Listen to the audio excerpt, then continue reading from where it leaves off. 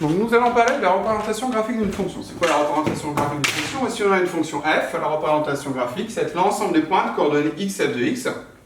Donc là, on a les points dont on cherche l'image. Ici, nous avons l'image. On sait que le f de x, c'est la notation pour l'image de x par la fonction f. Donc pour pouvoir placer les points dans un repère, il nous faut un tableau de valeurs. Donc là, on a pris ces valeurs-là. Après, on peut voir s'il faut être plus précis ou pas. Alors, on a avancé d'une unité à chaque fois.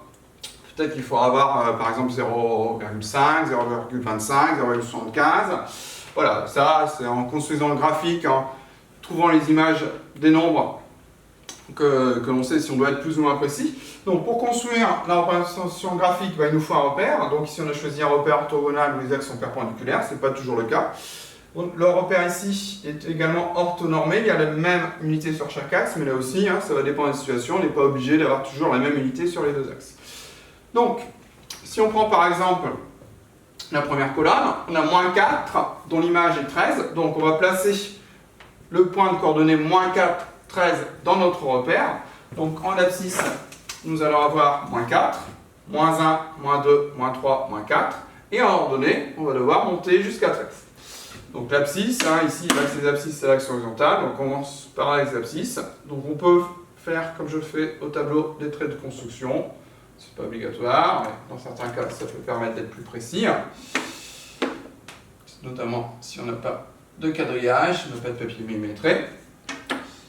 Donc, premier point, coordonnées moins 1, moins 2, moins 3, moins 4 et 13.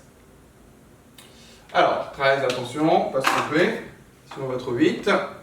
Bien toujours lire où nous sommes. Là, on avait 12, donc 13, c'est au-dessus. On fait facilement une erreur, toujours intérêt à se relire. Voilà, donc nous avons ici le point de coordonnée, moins 4, 13. Deuxième point, 6, moins 3. Moins 3, 6, pardon. Moins 1, moins 2, moins 3, c'est ici. Donc on avait moins 4, là on a moins 3. Donc attention justement de ne pas confondre, moins 3, 6, 7, moins 3 en abscisse, 6 en ordonnée. Si on avait 6, moins 3, ce ne serait pas le même point. Donc, nous montons jusqu'à 6. 6 se trouve ici.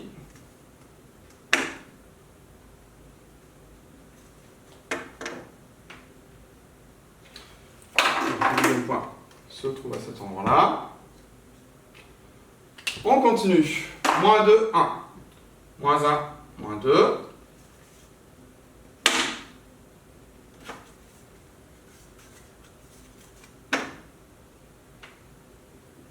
Nous avons ici le point de coordonnée moins 2, 1, moins 2 en abscisse, 1 en ordonnée.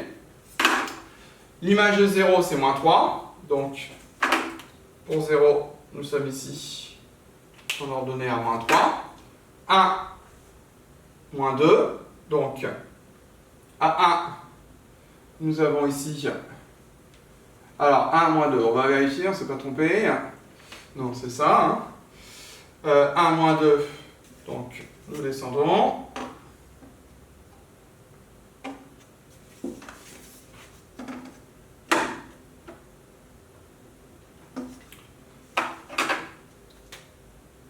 Donc 1, moins 2. On avait aussi moins 1, 2. On aurait pu faire dans l'ordre. Petit oubli ici.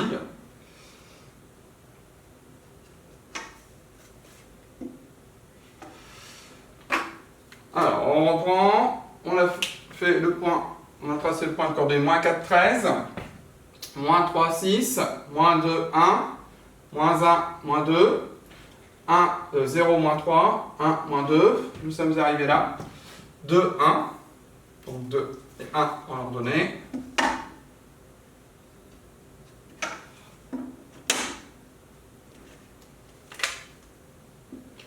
Ensuite, 3, 6.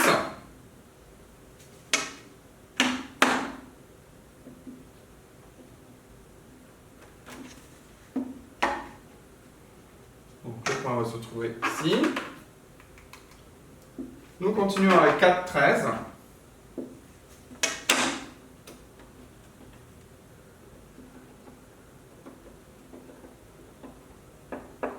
Donc bien sûr, quand on construit le repère, il faut faire bien attention au nombre que l'on va devoir placer sur le repère.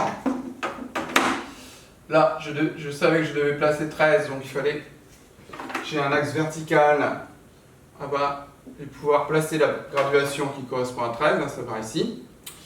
Si je devais placer un point d'image 20, il aurait fallu que je change mon unité pour pouvoir placer ce point. Donc ensuite, on va relier les différents points. Alors on évite, dans la mesure du possible, d'utiliser une règle. On essaye d'être le plus précis possible, alors c'est pas toujours évident, mais on essaye de s'appliquer. Voilà, donc on trace une courbe. On reprend pour la deuxième partie. Voilà, on voit au passage qu'il y a des courbes qui présentent certaines particularités, pas toutes. Ici, il semble y avoir un axe de symétrie. Ça, c'est des choses que l'on abordera plus tard. Voilà un exemple de représentation graphique d'une fonction. Là, c'est la représentation graphique de la fonction f qui a x associe x carré moins 3, donc sur l'intervalle entre moins 4 et 4.